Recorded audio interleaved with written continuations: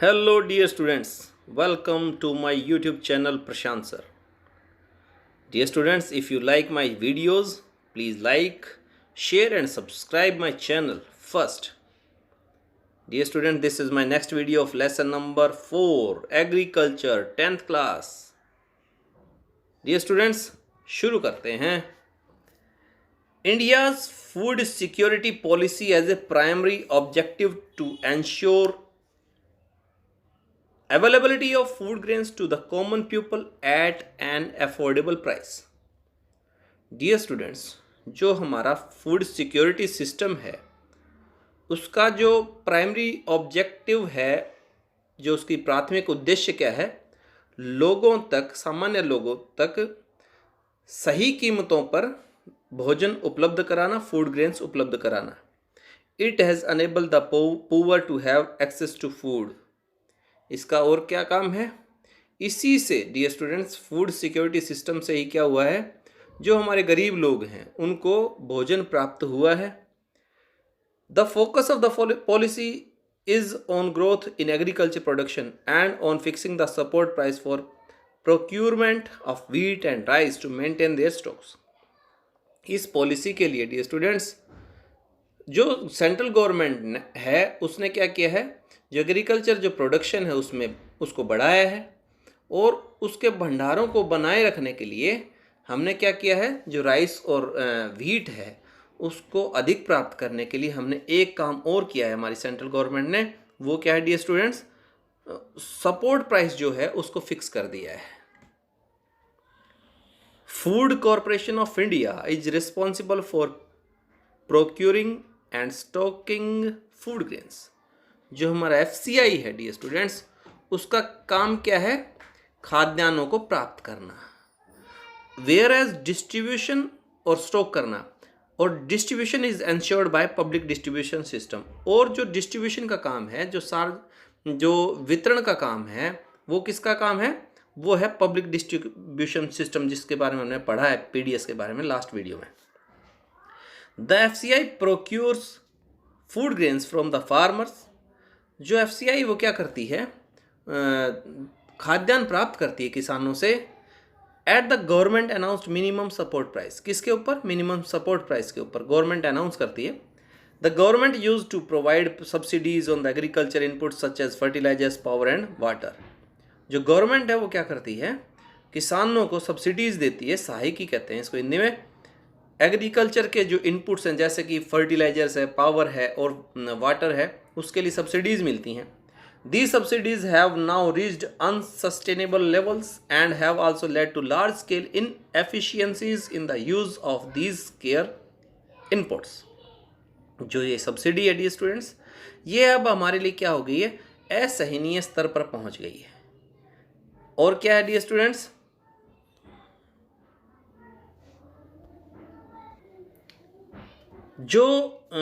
ये जो निवेश किया जाता है, इनपुट्स डाला जाता है, इनका भी क्या हो रहा है? बहुत बड़े स्तर पर दुरुपयोग बढ़ता जा रहा है. Excessive and imprudent use of fertilizers. अधिक और अविवेकपूर्ण किसका? फर्टिलाइजर्स का यूज़ किया जा रहा है. And water has led to water logging.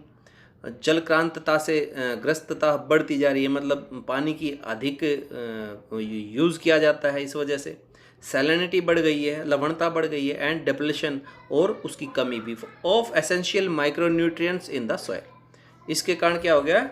जो माइक्रोन्यूट्रिएंट्स हैं उसकी भी कमी बढ़ गई है सॉइल में. Dear students, the high MSP subsidies in input and committed FCI purchases have distorted the cropping pattern. जो हाई MSP के कारण, सब्सिडीज़ के कारण इनपुट्स में, और जो FCI परचेज करती है उसकी कमिटमेंट जो होती है, उसके कारण क्या है, जो हमारा क्रॉपिंग पैटर्न है वो भी क्या हो गया है? गलत हो गया है, खराब हो गया है डियर स्टूडेंट्स. उसको बिगाड़ कर रख दिया है. Wheat and paddy crops are being grown more for the MSP they get. किसके लिए? इस MSP को प्राप्त करने के लिए, न्यूनतम समर्थन मूल्य को प्राप्त करने के लिए किसान क्या करता है डियर स्टूडेंट्स? गेहूं और चावल की ही ज़्यादा फसलें उगाता है. Punjab and Haryana are foremost examples. इसके पंजाब और हरियाणा इसके उदाहरण हैं। This has also created a serious imbalance in inter crop parities. Dear students, इससे क्या हो गया, जो हमारी इंटर क्रॉप पैरिटीज़ थी, समानता थी, उसमें भी गंभीर असंतुलन पैदा हो गया है।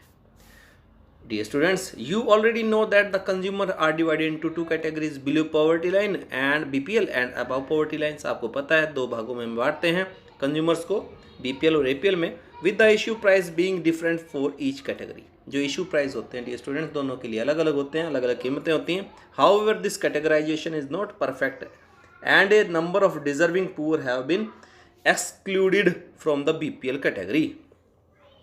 डियर स्टूडेंट्स, जो कैटेगराइजेशन हुआ है वो भी क्या है, परफेक्ट नहीं है, क्योंकि इससे कई जो हकदार गरीब लोग हैं ना, वो BPL जो कैटेगरी है उससे बाहर हो गए हैं। BPL category, moreover some of the so called APL slip back to BPL because of failure of even one crop and it is administratively difficult to accommodate such shift. जो व्यक्ति क्या APL से BPL में खिसक जाता है, वापस चला जाता है किसी फेल्योर के कारण, क्रॉप फेल्योर के कारण, तो ये एडमिनिस्ट्रेटिवली ये बहुत ही डिफ़िकल्ट है इस ऐसी शिफ्ट को, मतलब उसको APL से BPL में जाने में बहुत ही ज़्यादा कठिनाई होती है। My dear students, each district and block can be made self-sufficient in food grain production if government provides proper agriculture infrastructure, credit linkage and also encourage the use of latest techniques। यदि जो हमारी सरकार है वो क्या करे, block district level के ऊपर हम सफिशिएंट हो सकते हैं फूड ग्रेन प्रोडक्शन में, यदि हमारी सरकार हमें क्या करे, प्रॉपर एग्रीकल्चर इंफ्रास्ट्रक्चर दे, क्रेडिट लिंकेज दे, और क्या करें, एंकरेज करें कि हम यूज़ करें लेटेस्ट टेक्निक्स को।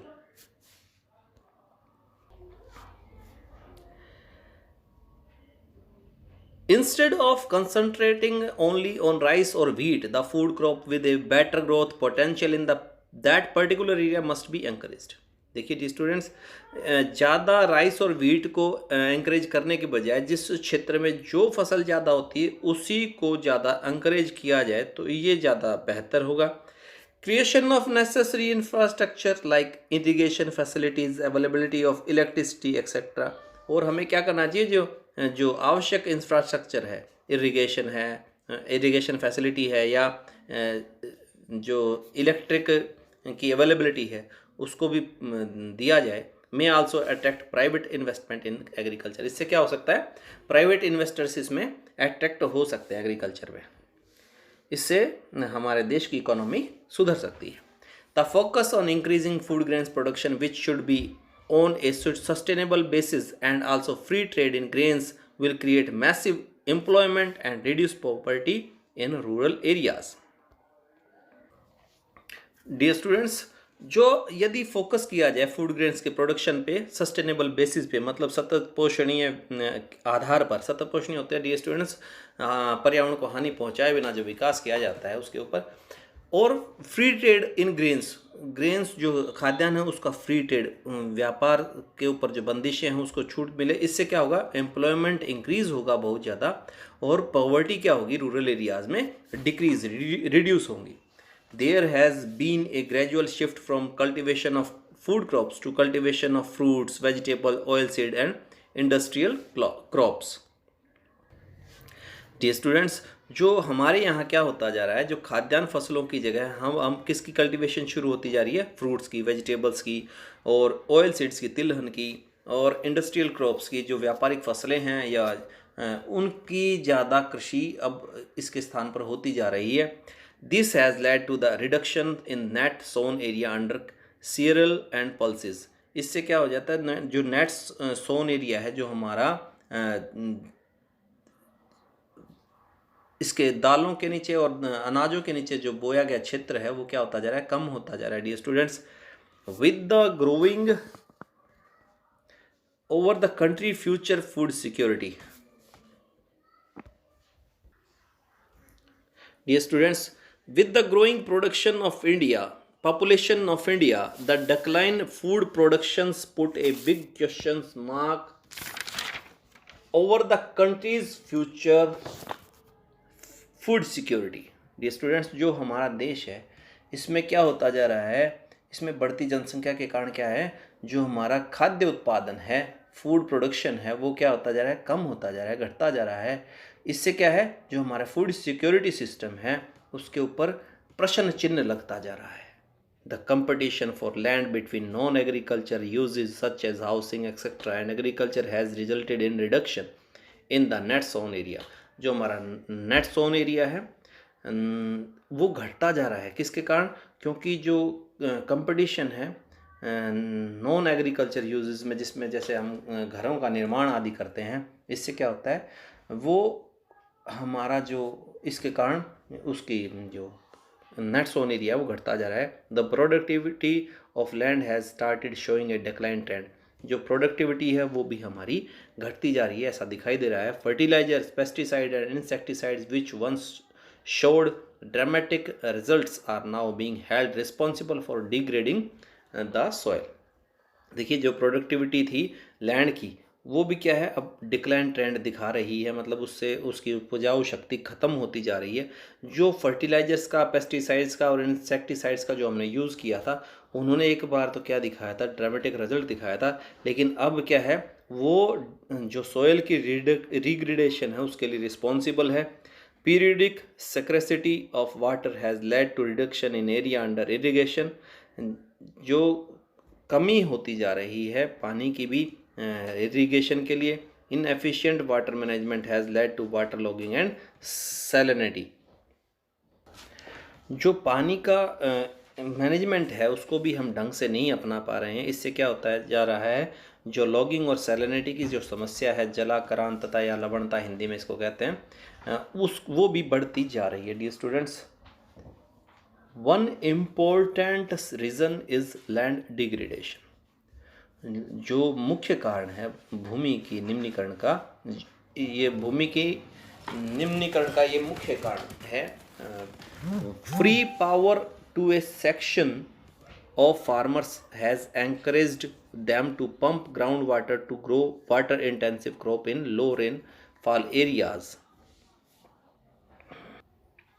डियर स्टूडेंट्स, क्या हुआ, जो हमारे यहाँ किसानों को क्या किया गया है, मुफ्त बिजली उपलब्ध करवाई गई है, बहुत सस्ते रेट के ऊपर उपलब्ध कराई। इसके कारण क्या हो रहा है, जो जहाँ ज़्यादा जल की फसलें जो होती है उसको उगाने के लिए किसान क्या करते हैं, अधिकाधिक ज़्यादा से ज़्यादा जो हमारा ग्राउंड वाटर है उसको पंपों के द्वारा निकालने का इनको क्या मिला है, एंकरेजमेंट मिली है। जैसे कि rice in Punjab, sugar cane in Maharashtra.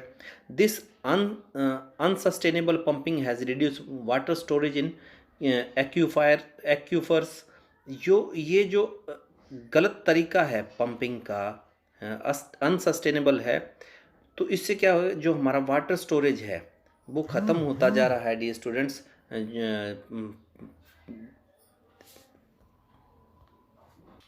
जो हमारा भूमिगत जल है वो ख़त्म होता जा रहा है।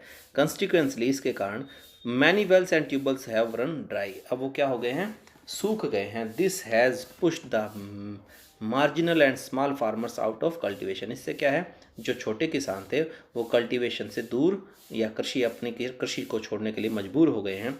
The big farmers with deeper tubewell still have water but many other face a water crisis.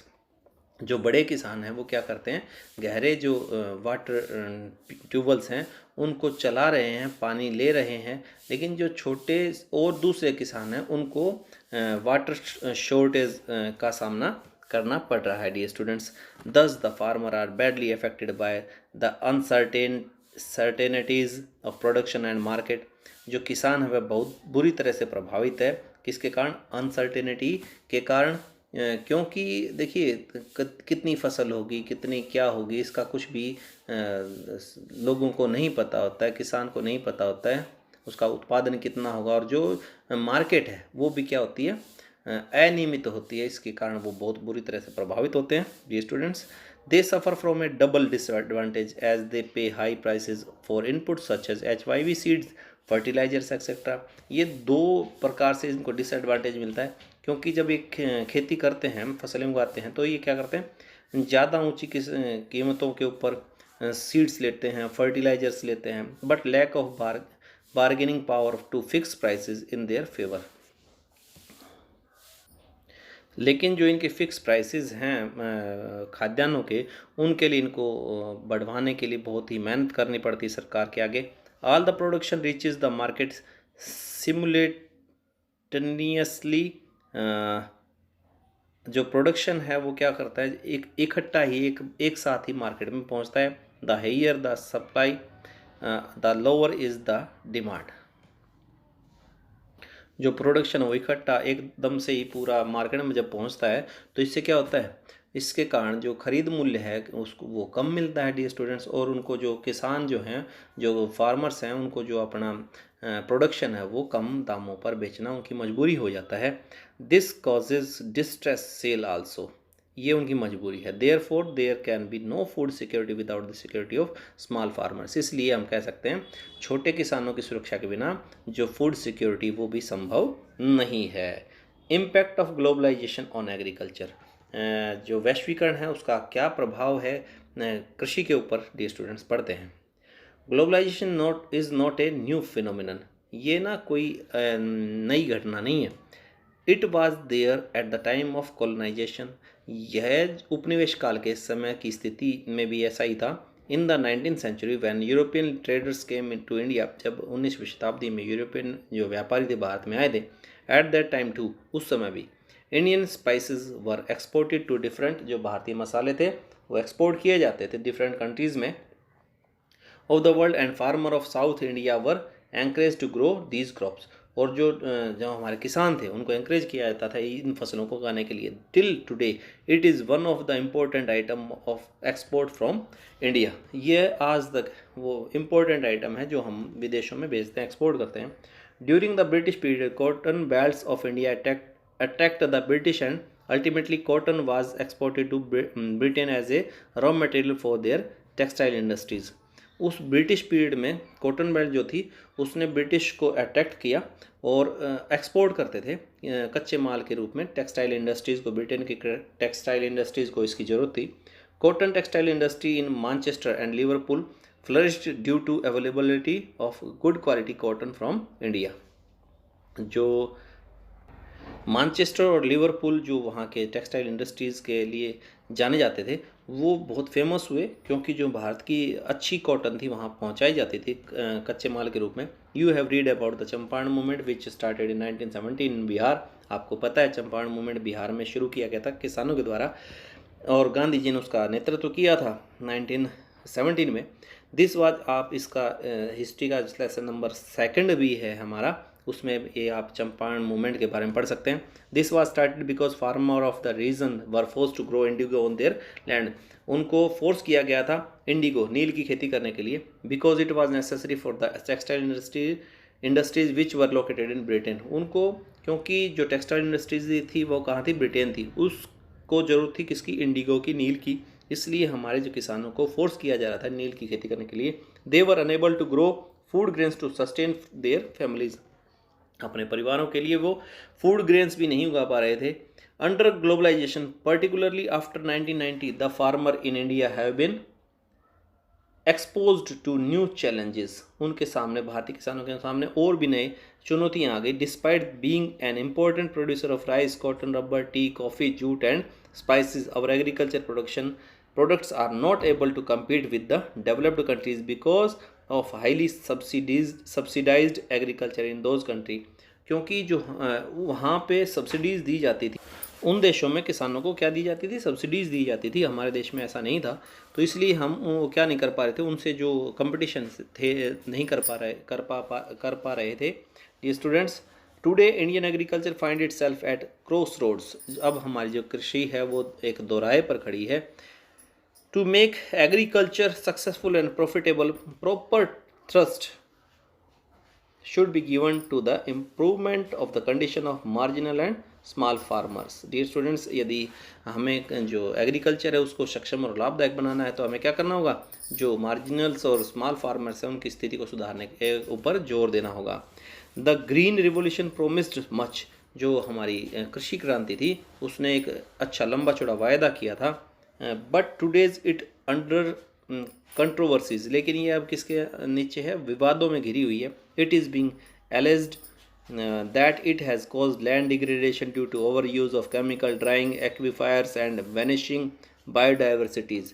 इसके ऊपर आरोप लगाया जाता है कि हरित जो क्रांति है उससे क्या हुआ है, जो पेस्टिसाइड्स हैं, जो फर्टिलाइजर्स हैं, उनका बहुत ज़्यादा प्रयोग किया गया है, और जो हमारा जो वाटर, ग्राउंड वाटर है वो भी सूख गया है, जो हमारी बायोडाइवर्सिटीज़ है वो भी क्या हुई है, विलुप्त हुई है, ख़त्म हुई है, जैव विविधता उससे भी, और जो भूमि है उसका भी निम्नीकरण हुआ है। Dear student, the keyword today is gene revolution, इसको क्या कहते हैं, जीन रिवोल्यूशन नाम दिया गया है, विच इंक्लूडेड जेनेटिक इंजीनियरिंग, इसको जेनेटिक इंजीनियरिंग इसमें आती है, इसमें सम्मिलित किया गया है।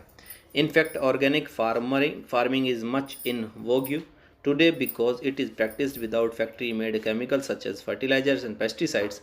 आजकल जो ऑर्गेनिक फार्मिंग है ये स्टूडेंट्स, वो क्या है, जो कार्बनिक कृषि है उसका अधिक प्रचलन बढ़ता जा रहा है, क्योंकि इसमें ना फर्टिलाइजर्स का, पेस्टिसाइड्स का उसके बिना ही की जाती है, जो कारखानों में बनाया जाता है उसके बिना ही की जाती है। इसलिए students, hence it does not affect environment in a negative manners, इसलिए क्या करता है, पर्यावरण को ज़्यादा नकारात्मक प्रभाव इसका नहीं पड़ता है।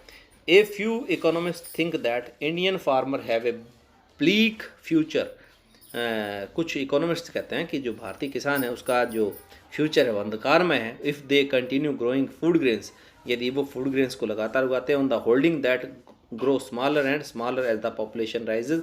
India rural population is about 600 million which depend upon 250 million approximate hectares of agriculture land and average of less than half hectare per person।